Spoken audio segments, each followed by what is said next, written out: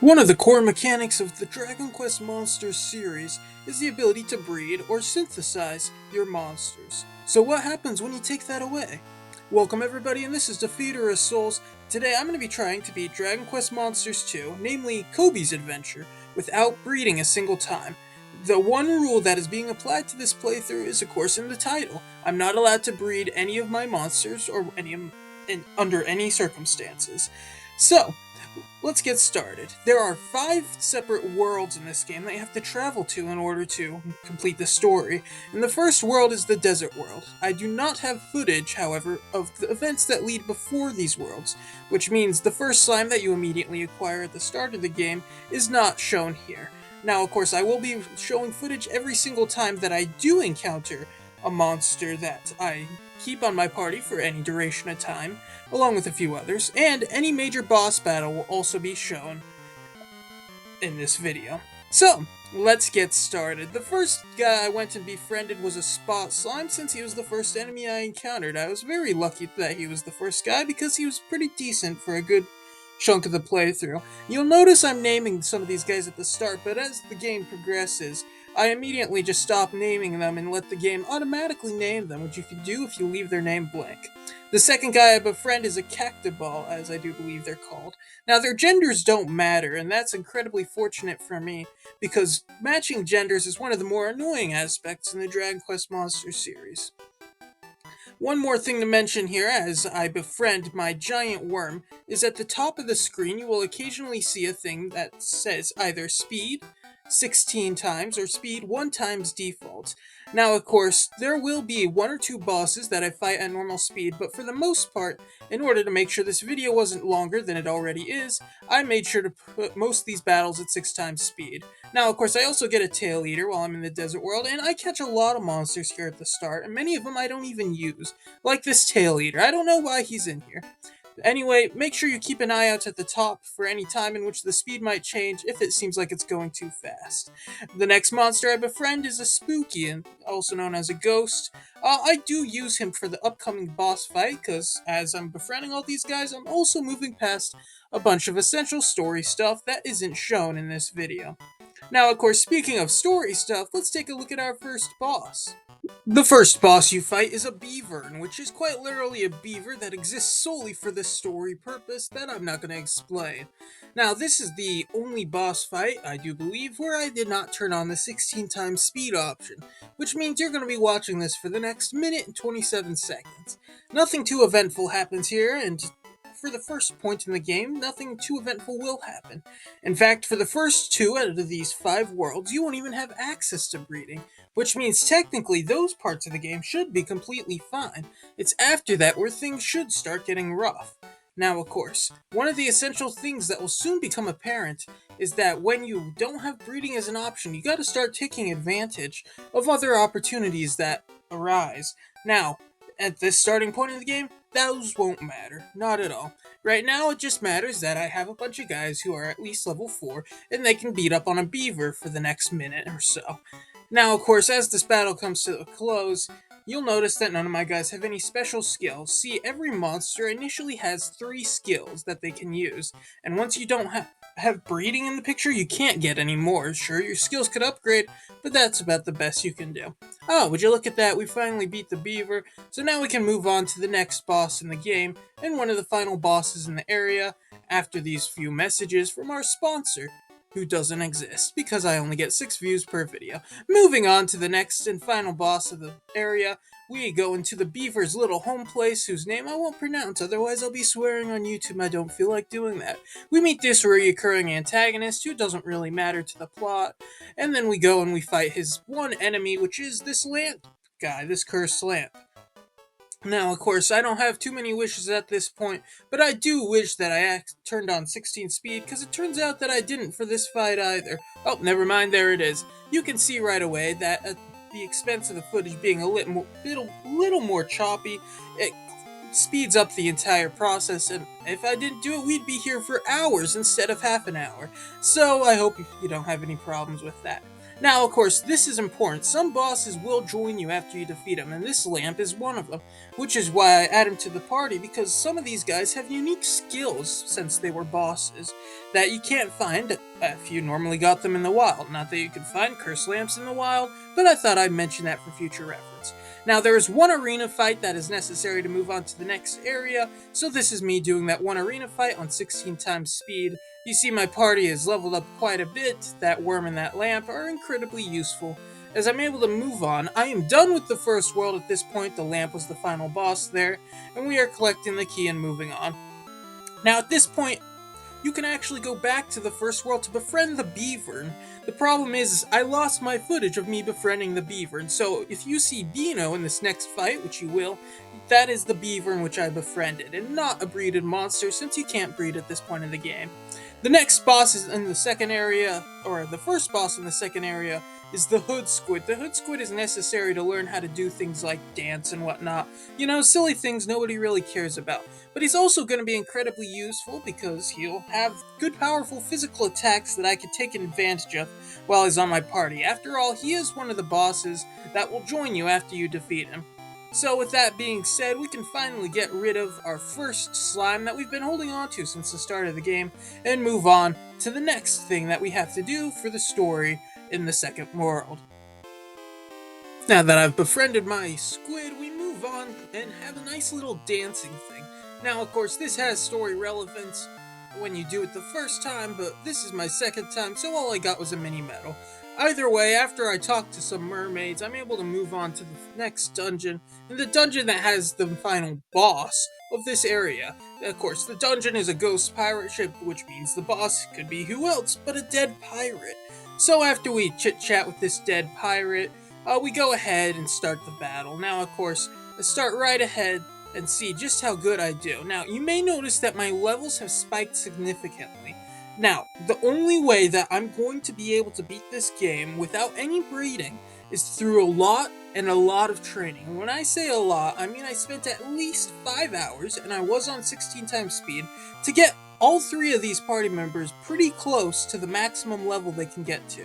Now, of course, 37 might seem pretty low for a max level, but your max level can be increased by breeding, and breeding is something I can't do, which means even my strongest monsters won't be going past level 50 in most cases, unless they're just naturally a strong monster, which isn't the case for these 3, so their levels are all maxed out at a rather low level.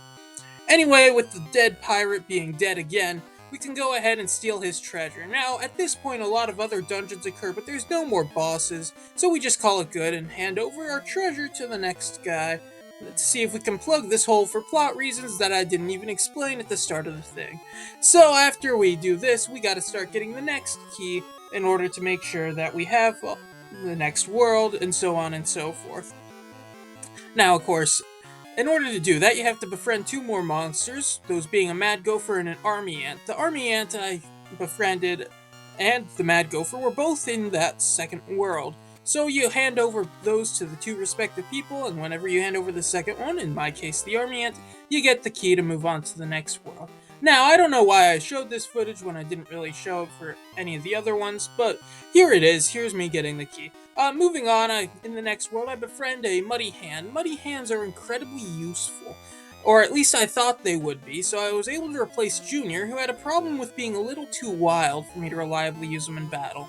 The first boss you fight in the ice world is actually inside the mines, and it's a rock. Well, what do I mean by a rock? I mean it's a literal rock. Now, of course, you might be saying, hey, it's just a rock. You know how hard it is to draw this rock? Trust me, I have tried it.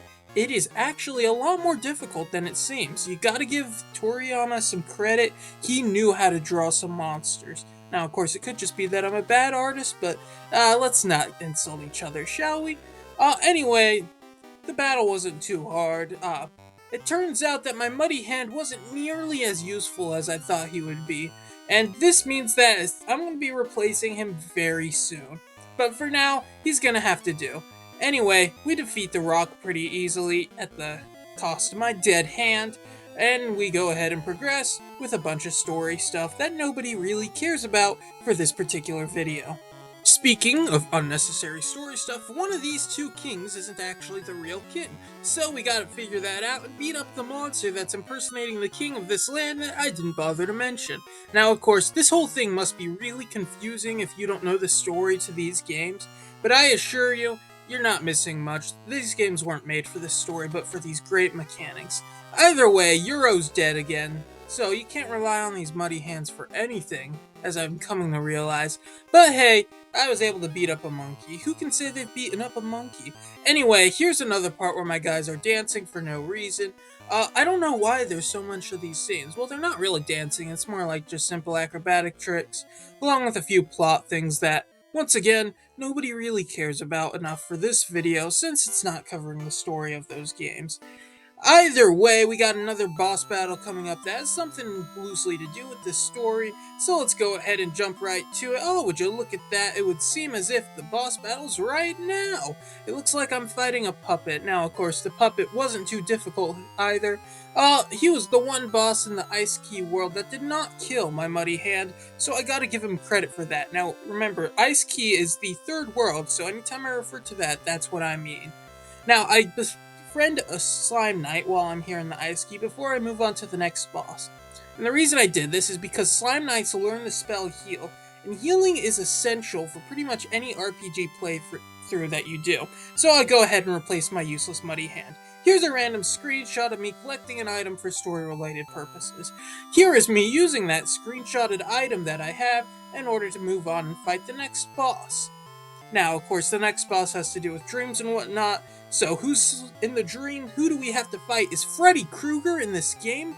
Holy crap, what a crossover. Nobody saw this coming, especially not back in 2001 when this was made. It was unprecedented for the time. We are seeing Freddy Krueger himself in a Dragon Quest game. Wait a second, that is not Freddy Krueger, ladies and gentlemen, that's a different devil. Anyway, at the battle of this devil, after I've leveled up my party as high as they'll get, with the exception of my Slime Knight, who's just really high, we're able to defeat him rather easily. Now, of course, at this point, we have done really well and are almost done with the third area. We are blazing through this game. It's almost like I've edited out the almost full 24 hours of grinding that I had to do to make sure my party was able to feasibly do something. So, let's continue on and see what the next boss has in store for us. After all, there is always one more boss. In this case, there's one more boss from a certain reoccurring character who decided to stop by. Oh, would you look at who it is? It's Freddy Krueger. No, wait, it's the other non-important story guy. Either way, he's coming, he wants to beat us up, so on and so forth. So we have to go ahead and fight him. And would you look at that? He actually does use Freddy Krueger on his party. Wait, never mind. I keep getting my devils mixed up. You're gonna have to say sorry. Holy crap, is that my mother-in-law? No, I'm just joking. My mother-in-law did not make the cut into the game, although they really tried to make sure that... Oh, one moment. They did make sure my mother-in-law was in the game. Look up Twintania. That's not actually the name of that monster. Titania. Look up Titania, Dragon Quest Monsters 2. You'll see who I'm talking about. Anyway, we defeated the boss, so we can finally move on. We just throw away an item that we had the entire time, apparently. And we can go ahead and move on to the next world.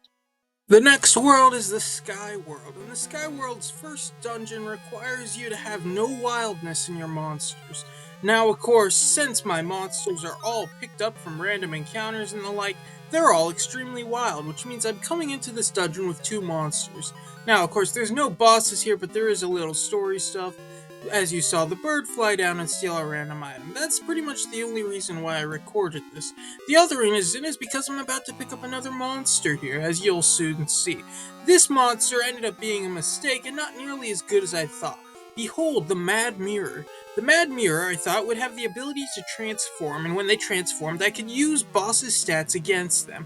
Of course, since it was so wild, it never listened to me, and I ended up replacing it eventually very soon. That doesn't make sense. Anyway, the next boss is the bird that steals the orb. Now, this boss is important because this boss can befriend you, and even more important, this boss has the spell multi-heal, or heal us in this game. It's what it's called.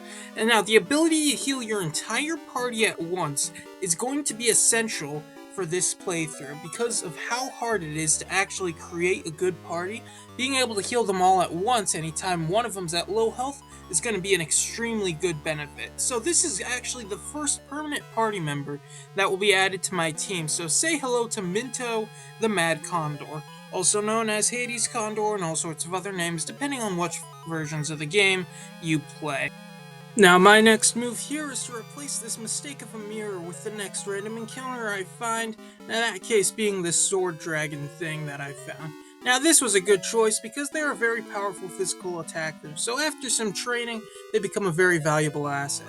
Next boss I have to fight in order to get some pieces of Zenithian equipment is a liquid metal slime.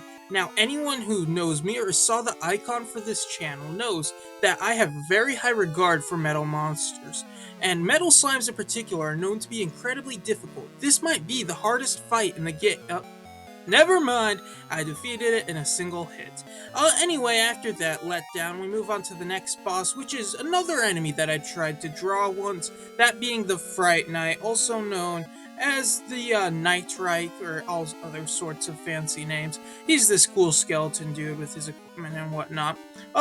Anyway, we go ahead and fight him, and he took me a few more tries than it took me to defeat a liquid metal slime, if you know what I mean. That being said, we're doing pretty well so far. We're about halfway through this video, and we're already on the second to last world.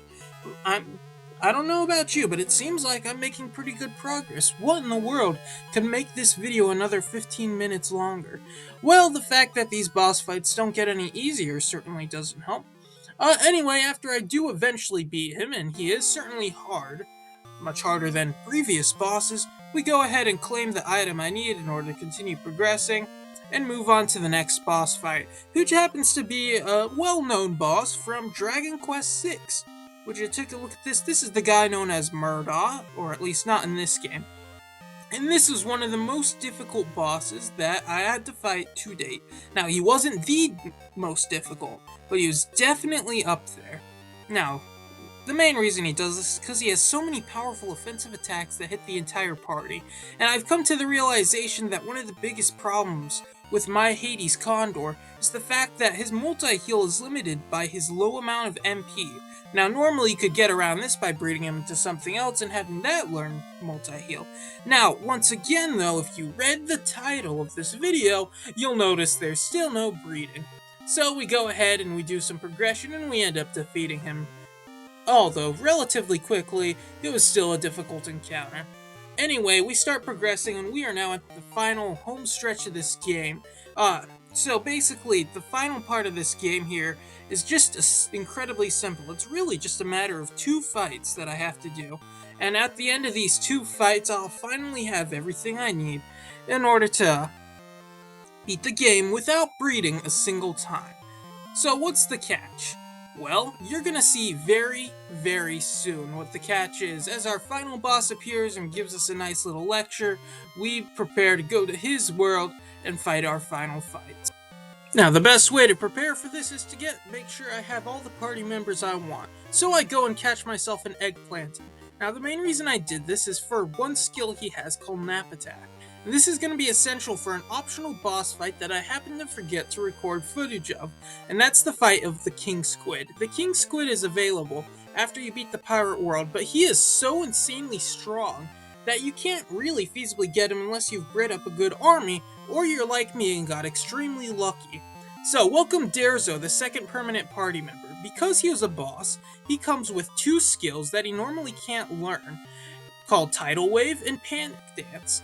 Both of these help make sure he's the best party member I have. Now, to compliment him, I also get this dragon here that I'm showing, and I give it some name that I don't really think I can pronounce. But with that, those are my final 3 party members. My Hades Condor, my Great Dragon, and then my King Squid. And none of them were bred in any way, so after I spend another few hours training them up, we go ahead and fight this binary antagonist one last time. He's got himself a pretty impressive selection of monsters here, but beforehand he gave me some nice compliments, mainly calling me puny and weak and all that nonsense. So after his verbal abuse, you can see I have a very fun time physically abusing his monsters with my monsters. Anyway, we move on, and we are actually able to pretty much defeat him rather quickly once we turn on the 16 times speed. Multi-heal's not too much of a problem now that Derizo is such a powerful physical attacker and other group attacks that he has, and of course the Great Drak's useful too. I had one back in my playthrough of the original Dragon Quest monsters when I was still a little kid. Anyway, we defeated the minor antagonist, it's final boss time. Now, of course, it's not gonna be easy. It's never easy. He has Giga Slash. When is a fight where somebody has Giga Slash easy, unless you're fighting like someone who doesn't have enough MP for it? But after I made sure I was fully healed, all my guys were maximum leveled, and the reason why my dragon is so high level is because he's a dragon. But with all these in place, we can finally begin the final battle. And the final battle is a hard one. Giga Slash hurts really bad. He also has the ability to confuse, and if he ever confused my healer, it would have been a really bad time. Fortunately, that never happened, and I was barely able to defeat him before Minto ran out of MP. Which means that we have officially beaten the entire game without breeding. What's this last 10 minutes then? Well, that's just the ending credits. You don't have to stick around if you don't want to. So I'm gonna go ahead and give you the statistics of my run while the credits roll, and then you'll be free to leave. So, throughout this playthrough, I befriended a grand total of 16 monsters. As you can see, only 3 of them are able to be used on a team. I also never breeded them, and that original 16 does not take into account the monsters required for progression that I didn't actually use, such as the army ant and the mad gopher. Anyway, with all our plot points resolved, you can see the main reason I was able to win was because of a lot of time and effort. The amount of time it takes in order to make sure that you have maximum leveled monsters is insane, especially when you don't have access to metal slimes as a reliable source of experience. Now, there are a few running around Skyworld, the fourth area, but I didn't really mess around. I just went to whatever my highest level Magic Key World was and just fought around a bit there. Total, I think this playthrough took me about 3 days to complete. And between those 3 days, 24 hours maximum was spent. At least 24 hours. It had to be 24 hours, I'm certain of it. Were spent grinding at 16 times speed for some individual or another to make sure they were at maximum HP. MP, not maximum HP, maximum level. There's not too much to say here, which means that technically the last 8 minutes of this video are completely optional. I won't bother even talking through them. If you want, you could watch the ending cutscene of the game if you've never played it before, or if you have played it and are feeling nostalgic, you can go ahead and watch. With that all being said, I'm glad I did this run, and I hope you enjoyed it too, whoever you are, and whether or not you even watched this far is not really my problem. If you'd like, then I can go ahead and do more runs like this in the future, and I already have a few planned out, but I am always open to suggestions, so if you have any suggestions for some kind of challenge run I can do in a Dragon Quest Monsters game, let me know and I can see if I can make it possible. I have done a run like this before in the original Dragon Quest Monsters, but instead of not doing breeding at all, I instead took advantage of breeding to make sure that I was capable of beating the game with only a single slime. So if that sounds interesting, go ahead and check that out. But that's pretty much all there is to be said. If you like content about the specific game and game series that is Dragon Quest Monsters, then go ahead and subscribe to my channel. Feel free to like this video if you liked the video. If you didn't like the video, you can go ahead and throw a dislike on it, but the only person that's going to see that is me, and you're not going to hurt my feelings. So you can go ahead and be honest. If you have any suggestions or something to say about the video, if you'd like to point out one of the many errors that I most definitely made, that's what the comment section is for, and feel free to leave a comment. But since I've reminded you to like, subscribe, and all that nonsense that nobody actually does, this has been Defeater of Souls. Enjoy your last 5 minutes of credits.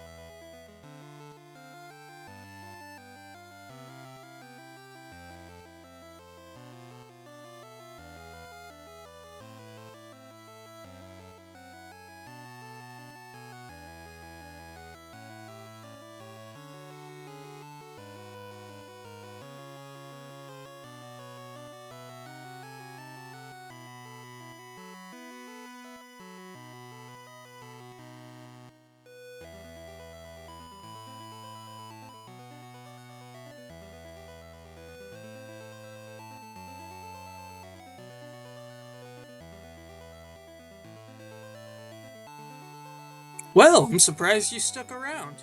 Well, thanks for staying around, I guess. I hope the credits were nice. This is a great time to tell you about my sponsor. I am being sponsored, as previous mentioned, absolutely nobody. Once again, it's not because I didn't want anyone to sponsor me, but because I don't have anyone watching any of my videos. So right now I'm going to tell you about my great site, definitely-not-a-scam.com. At this site, also known as suspicioussite.com, you are able to sell your personal info in order to get money off of your own stuff that you didn't even have to work for.